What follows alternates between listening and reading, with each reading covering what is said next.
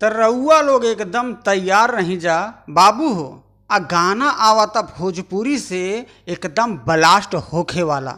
2-3 साल पहले ही रितेश पांडे जी के एगो गाना आयल रहे, जौने गानवा के टाइटल रहे हेलो कौन हम बोल रहे हैं। ई गानवा बाबू एकदम इतिहास रच देले रहे। तो रउआ लोगन के खातिर फिर से एगो और नया गाना लेके आ रहा बाटे, और वही गानवा के जानकारी आपके है गरीब छोट भाई आप सब तक पहुँचावे की कोशिश कर रहा बा।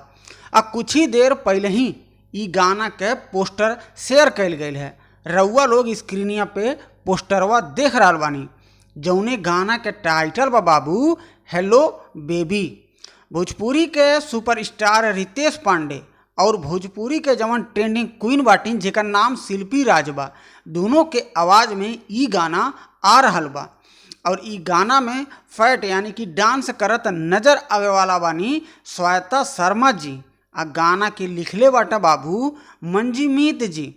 आ ई गानवा में म्यूजिक देले बाटे प्रियांशु सिंह जी। तो प्रियांशु सिंह जी जौने गाना में म्यूजिक दे दिलन उ गानवा पता नहीं कौने लेवल तक बाबू पहुँच जाला हो।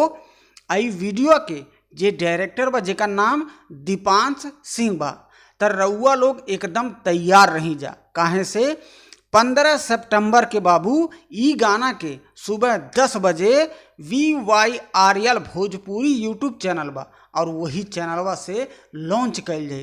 तो रउआ लोग अपने छोट भाई के हमेशा प्यार दुलार सपोर्ट बना के रखी जा, काहे से आपके छोट भाई हर दिन कोशिश करत रहाला कि आप सब तक नया नया गाना के अपडेट जानकारी पहुँचावत रहे।